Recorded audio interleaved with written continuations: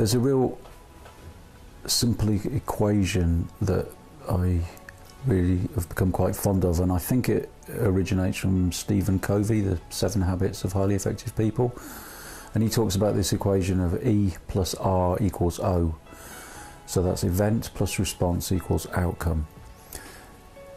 And what that means is that we don't always have control over the events in our lives. We don't always have control over what happens, the circumstances in which we were born, and whether our parents split up, or what social conditions we're born into, and so on. But what we do have total control over is our response to that initial start that we have, that starting place. And the response that we have to the events will determine what the outcome is. So this is something that I endeavour to impress on young people, that they have total control over their response, how they respond to the things, to the circumstances that they have in their lives. And I think it's really important to distinguish the difference between a response and a reaction. So a reaction is kind of like a knee-jerk kind of reaction, where it's almost like automatic, a reflex, which often happens in a kind of emotional state. If somebody triggers you emotionally, it's easy to sort of react emotionally back. But the key, I guess, is becoming a bit more mindful and a bit more self-aware, and that when something happens or something arises, or you find yourself in a situation, that you pause and then decide on the course of action that you'll take, or what you're going to say, or what you're going to do, or however it is that you're going to respond to that situation. So I think that's really key for empowerment, because so often there's this kind of idea that, all this stuff's happening to me and there's nothing I can do about it. But yes, it's true, sometimes there is stuff that happens, and there isn't anything that you can do about what's happened, but you can often, or maybe always, pretty much have total control over how you respond, and that will determine the outcome. And I think this does need impressing on young people, or not impressing, that sounds a bit forceful, but sharing with young people, because as a child you're kind of in the passenger seat. If we use the metaphor of driving a car, you're in the passenger seat, and your parents, or your carers, or whoever it is that's in control, that's in the driving seat, decides where you go. But as you become an adult, I think that there's a transition where you kind of like shuffle over into the driver's seat, and you become the driver of your own vehicle. You become the driver of your own life, and you begin to make the choices over where it is that you want to go. So, and that really informed my book when I wrote Stepping Stones in the Mist. I didn't want it to be about what had happened to me when I was a passenger. I wanted and so all the passenger stuff, my childhood stuff I didn't have any control over, was in the introduction very briefly covered.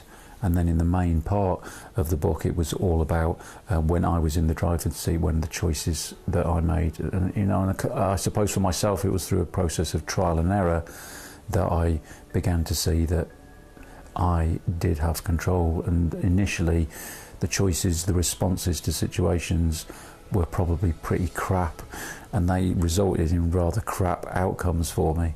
And when those negative outcomes had happened enough times, there was a kind of like eventually this eureka moment of, I need to respond differently.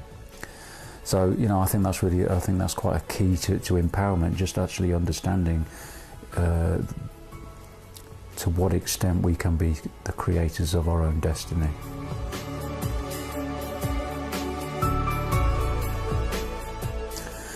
Yeah, the media's definitely an interesting one.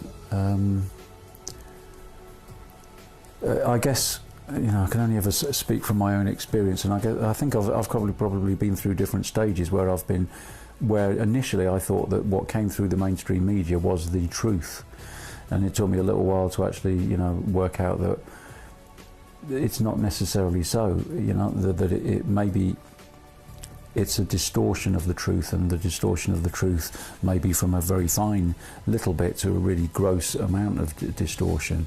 It's also a distortion of the truth in a subtle way, often in that it's just you know, it's a narrow lens to look at a situation, and if you just look at something from one perspective, it's kind of like the context in which we look at something or discuss something impacts, you know, the bigger picture of our understanding of it. So I think it's about understanding that okay, because okay, if I come back to me, the pendulum swung to the opposite extreme, and I said, I'm not watching the news, I don't want anything to do with the media, I don't want to read newspapers and all that sort of stuff, because it's all rubbish and it's all you know, full of negative stuff.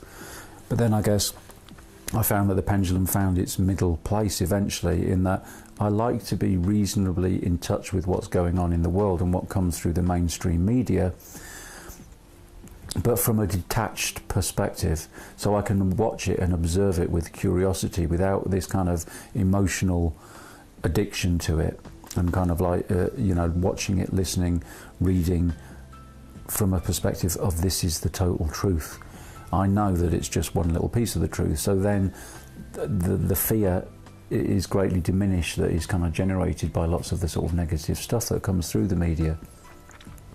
I think perhaps one other thing that's key is to balance out where you get your information from. As I say, I think the mainstream media is largely about fear. People are a lot easier to control and so on, if they're scared and if they're fearful and if they're separate and if they don't trust their neighbour and so on. So it's good to tune into other sources of information, and these days we have the internet, we've got the World Wide Web, and then in a way we're saturated with information. So it's been selective about the kind of what is it, smorgasbord? I'm not sure if I'm going to say the word, but this kind of, you know, selection of different areas that we get our information from about what, because that will inform our picture of what the world is like. So, you know, there's all sorts of amazing, because there is all sorts of beautiful stuff going on in the world that doesn't generally get, you know, make the mainstream media. But I'm increasingly aware that there is this massive growing network of people, of individuals, of organisations that are doing incredible work. You know, I guess it's summed up by one of my favourite quotes of the moment, Rumi's. There are hundreds of ways to kneel and kiss the ground. So there are hundreds and thousands of people that are all kissing the ground in different ways, bringing something beautiful, bringing something sacred, bringing some love, bringing some care, bringing service, whether it's whether it's something amazing like some great big organisation that they've set up that's doing great work, or whether it's just something little like, you know, going and sitting with an elderly person for an hour once a week or whatever. You know, there are so many different ways, and there is so much stuff that's going on. So I guess, you know, coming back to the initial question, see the big picture. You know, don't. It's easy to get drawn into the negative, and our minds naturally want to go to the negative because they want to see what the problems are, so that we can then avoid them or whatever. But that often backfires. So I think for me, it's about, yeah, it's kind of being a little bit more detached and seeing the big picture of what's going on, and increasing your own discernment of what is the truth and what is not the truth. And because I don't think there is the truth, we have to decide for ourselves what the truth is, and that's a very big grey area. What's true in one moment isn't necessarily true in the next moment.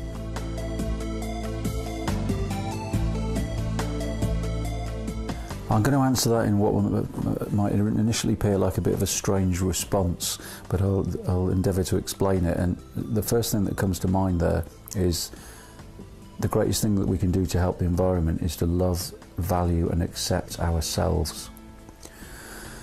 Now, the reason that I say that is because in my own experience, the more that I find that I come to peace with myself and that I love myself and accept myself, letting go of a lot of the old baggage and old stuff around low self-worth and I'm not worthy and all that sort of stuff, the more I fall in love with the planet and with the earth. Now, that's quite interesting for me, and for me it appears as though that is pretty solid evidence that that we and the earth are one. You know, we're one in that you know, if you like, that the earth is our mother, because it's what nourishes us. All the food, all the water, you know, the air that we breathe and so on, everything out there is what feeds us, is what sustains us, what allows us to live. So when we increasingly do our inner work and become at peace with ourselves, it seems to me that it's just a natural kind of byproduct that we just become more and more in awe of how beautiful nature is, and how beautiful the world is, and how sacred it is, and how fragile it is, and how interconnected it all is. So when you feel about that, when you fall in love with the planet, as with anybody, how could you harm it? You know, you just can't. It's not like that you even have to put any effort into it or try. It just becomes the way that you want to live your life. So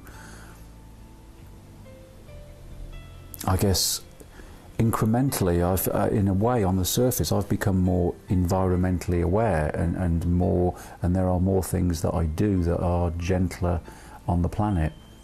But it's kind of come from a bit of a topsy-turvy way. That's happened as a result of me coming to be at peace more with myself. And I would add to that you know, I guess it's about living life consciously, living life, you know, and with awareness. So an example of that awareness, I guess, is that I kind of practice this myself. That everything that I do and from an environmental perspective, or the way I live my life, generally has 3 costs to it. Now, what most people seem to do is that they're only interested in the first cost, which is like if they're buying something or doing something, what is the cost to their own pocket? What is the cost to themselves? So, you know, you hear people say, oh, it's a bargain, like, you know, I got this and it was so cheap, and you know, so I'm really pleased. And me being a bit of an annoying bugger will then kind of say, well, okay, so that's great, but what about the other costs? What was the cost? You know, how did it result in you getting it so cheaply? Does that mean that some child is sat at the other side of the world working in a sweatshop in terrible conditions on to be able to produce that product so cheaply?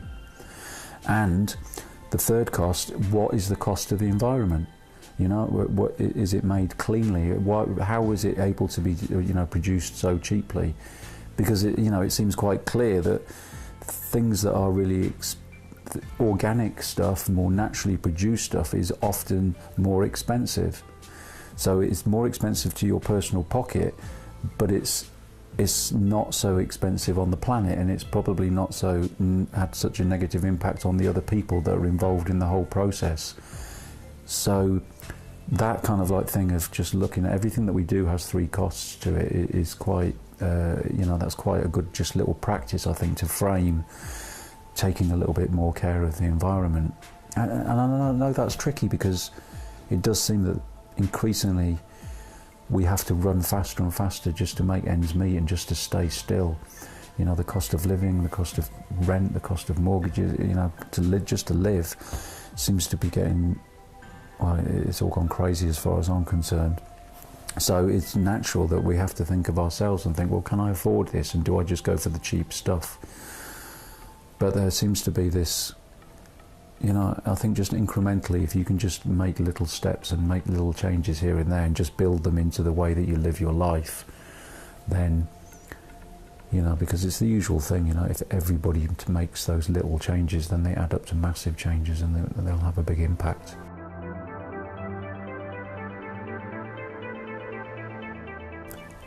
I guess I trust what I'm feeling in my body quite a lot, and I began, you know, I've done so many talks in schools and colleges, universities, you know, all sorts of different places around my story, sort of, you know, homeless beggar to social entrepreneur type stuff. And I found that I was getting bored of telling it, and that meant that my talks, my presentations were beginning to, you know, they were lacking. It was like I was having to perform a little bit rather than it just naturally coming through me. And that, for me, I guess, is a bit of a, you know, a warning light. And so to look at that, I guess what then arose for me was, how much more do I want to keep giving this story my energy? Because I guess as my own spiritual practice and spiritual awareness has deepened and arisen within me, there's an increasing understanding that, you know, there are kind of like two stories always running together. There is the story of Miguel, the personality, Miguel, the individual, and his story of what happened to him as a human being. But then there is a bigger story of what's happening, of this spirit, this soul, this essence that resides within this body. So, you know, my belief is that this lifetime is just one little chapter in a very large book or anthology or library. So it just felt that it is almost like it had done its work. I'd done enough of sharing my story, because, you know, I've always been very honest that sharing my story and doing talks has been terribly therapeutic for me. You know, it's just great medicine, because it was all about me owning myself fully and not feeling that there were dirty secrets and there was things for me to be ashamed of, and bringing them out into the light, as well as serving others and helping them to accept themselves more fully. You know, it did great work for me in doing that. So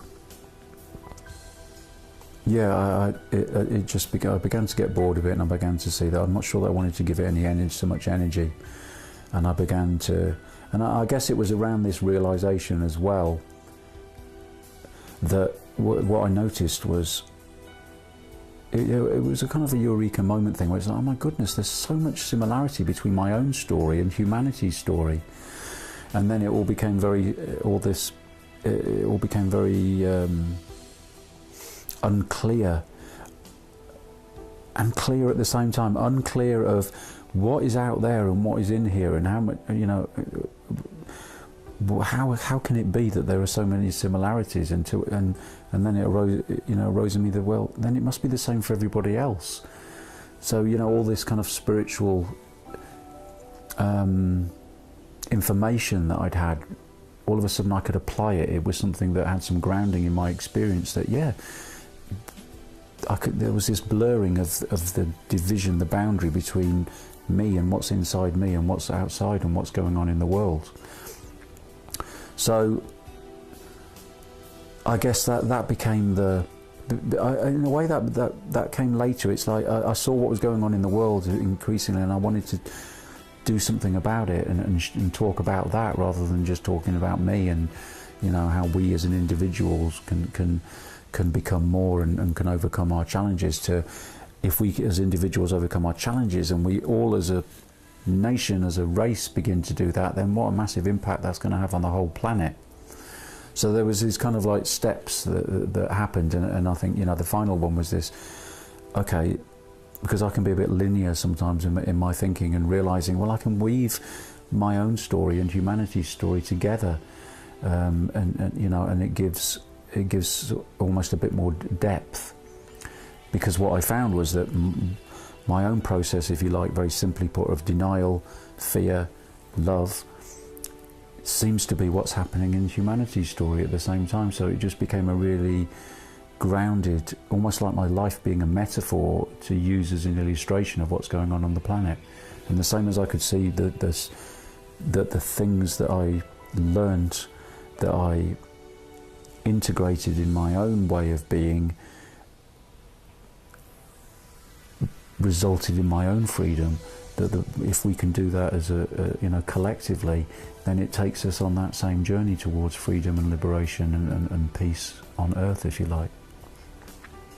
So the book, yeah, the book is still kind of, you know, it's kind of at the edge of my fingertips here, because it hasn't quite got this last bit where they starts clickety-clicking on the keyboard. But I know what it is, and I need to kind of honour the time and make sure that there's the right space and time for it to do it, because I want to create you know, it's almost like a writer's retreat for a week or two, where I can just be somewhere with no distractions, and just because it's bursting to come out. You know, there's pressure building in me to get it out, and very briefly, the story will be, chapter 1 will be about where are we now. Chapter 2 will be about where do we want to get to, how could the planet be, how could life be, how do we create a more beautiful world for the children. And the rest of the chapters will be some of the key components that I see that I've applied to my own life to bring me from there to here. So stuff like simplifying, like rewilding, like shadow work, like just living consciously, balancing the masculine and feminine principles and things like that. So that's kind of what the book will be like. But I also want it to be, it's an experiment in me not being so linear. I want it to be a bit of a hodgepodge so that people can just dip into it, so that there may be some almost like little blog posts interspersed of my own personal experiences or insights and so on. And I want there to be some beautiful stuff in there, some visual stuff, and there will be a kind of Celtic theme to it, because the Celtic stuff is really coming through very strongly for me at the moment.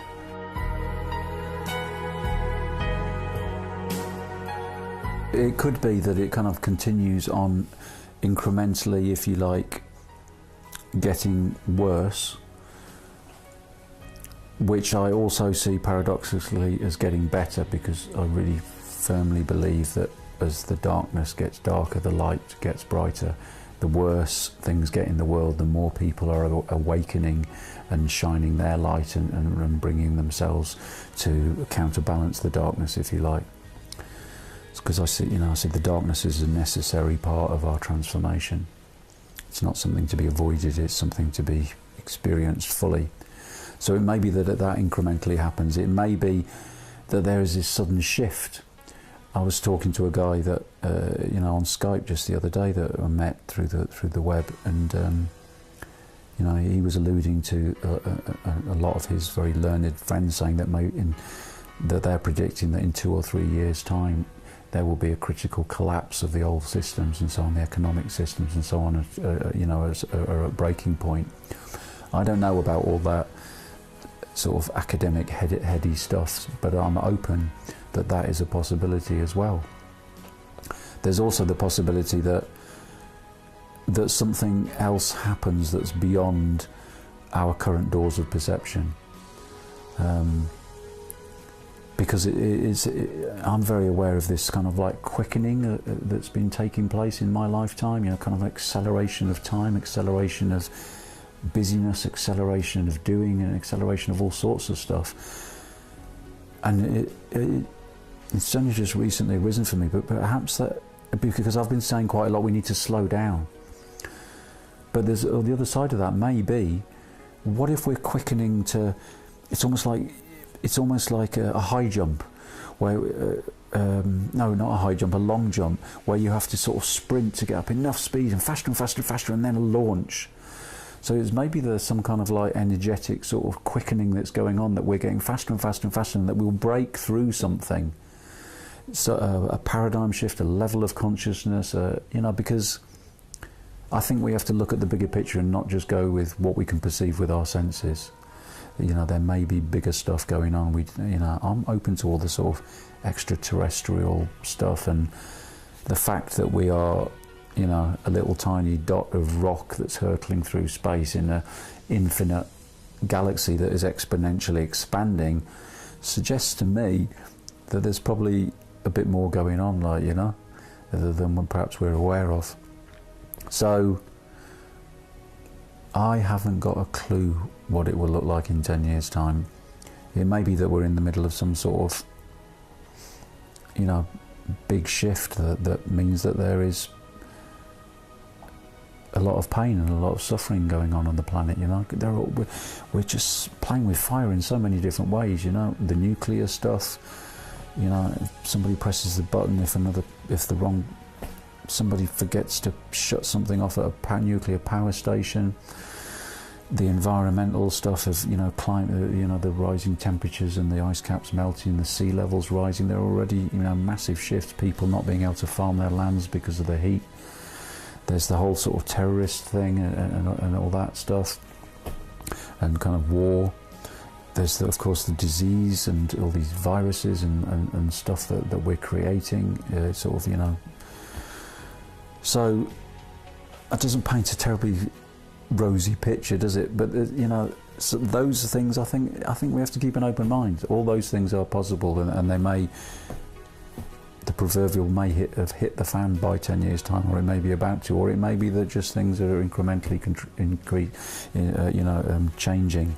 But I am sure about is there will be change, and there is going to be change, and that this is not the pinnacle of human evolution. This is just, my belief is that this is the bit that we will, if we could go into the future, that we will look back and go, how were we lost?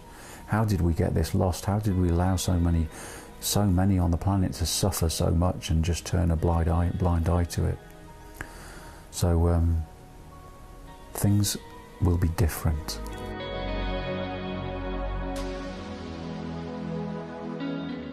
There are always gifts in tricky places, and maybe that tricky place is, and that uncomfortableness is the motivation that you need. It's the push that you need for you to make changes, because when things are comfortable and easy and smooth, then often we don't make the changes.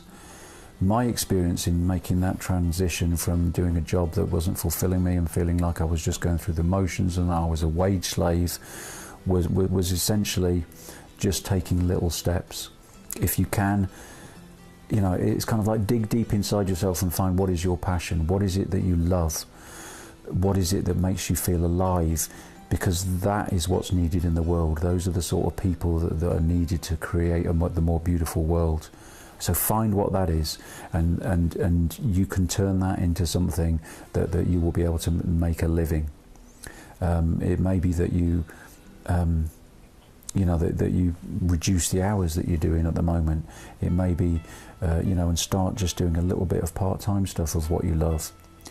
But have the courage, set your intention clearly inside yourself. What is it that you want?